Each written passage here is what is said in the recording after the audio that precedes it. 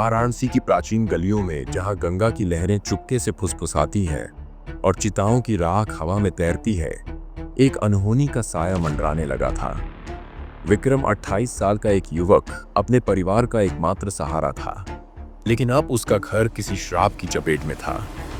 सब कुछ तब शुरू हुआ जब उसके पिता को एक अजीब बुखार ने जकड़ लिया। उनकी आंखें खाली थीं, जैसे कोई उनकी आत्मा चूस रहा हो। रात में उसकी छोटी बहन रीता चीख कर जागती कहती कि दीवारों से खून टपक रहा है और काली छायाएं उसे घूर रही हैं। विक्रम का दिल डर से कांप उठा। एक रात पुराने तहखाने में उसे एक भयानक चीज मिली, कुछ लाल कपड़े में बंधा हुआ, जिसमें से काले धागे और हड्डी के टुकड़े झांक रहे थे, जैसे खून से सना हो। बेचैन वह पंडित हरिशंकर के पास पहुंचा। पंडित ने लाल कपड़े को देखकर सिर हिलाया।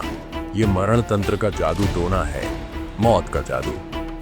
शर्मा परिवार तुम्हारे पुराने दुश्मन ने एक तांत्रिक से मदद ली गई है। विक्रम की सांस अटक गई। इसे कैसे रोकूं? पंडित ने कांपते स्वर में कहा, केवल एक अघोरी इस अंधेरे से बचा सकता है। मणिकर्णिका घाट पर बाबा अघोरनाथ को ढूंढो। रात के सन्नाटे में विक्रम घाट की ओर बढ़ा। चिताओं की आग टिमटिमा रही थी और हवा में मृत्यु की गंध थी। वहां राख से ढके खोपड़ी हाथ में थामे बाबा अघोरनाथ बैठे थे। उनकी आंखें लाल थीं, जैसे चिता की आग उनमें जल रही हो। विक्रम ने कांपते हुए लाल कपड़े में बंधा जादू टोना दिखाया। बाबा की हंसी हवा में गूंजी, ये श्राप तुम्हारी हड्डियों तक उतर चुका है। आज रात इसे तोड़ना होगा, वरना तुम सब मर जाओगे। अमावस्या की काली रात में गंगा के किनारे बाबा ने एक अनुष्ठान शुरू किया। हवन की आग लपटें उठा रही थी और मंत्रों की गूंज से हवा कांप रही थी।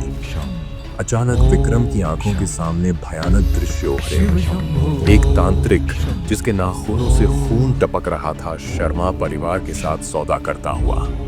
फिर काली आत्माएं उभरी। उनके चेहरे सड़े हुए, आंखें खोखली और मुंह से चीखें निकल रही थीं। विक्रम की सांस रुक गई। आत्माएं उसकी ओर बढ़ी। उनकी उंगलियां उसकी आत्मा को खींच रही थीं। बाबा ने उसे एक ताबीज थमाया। मंत्र का जप करो, नहीं तो ये तुझे निगल लेंगी। कांपते हुए विक्रम ने मंत्र पढ़ा। आत्माएं चीखती जैसे चल रही हों। लाल कपड़े में बंधा जादू टोना गर्म हुआ और बाबा के अंतिम मंत्र के साथ वह राख में बदल गया।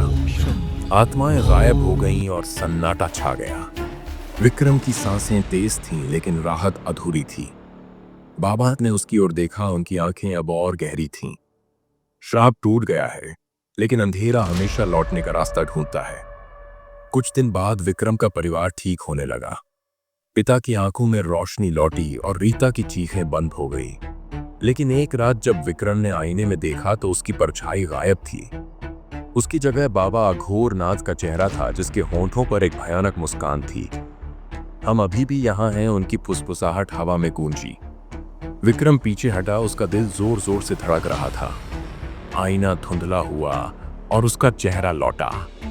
लेकिन उस रात जब वह सोने गया तो उसके बिस्तर के नीचे से एक फुसफुसाहट आई, जैसे कोई अब भी उसका इंतजार कर रहा हो।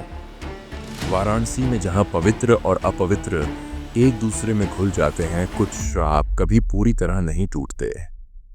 कहानी अच्छी लगी तो जल्दी से लाइक, शेयर और सब्सक्राइब कर दीजिए।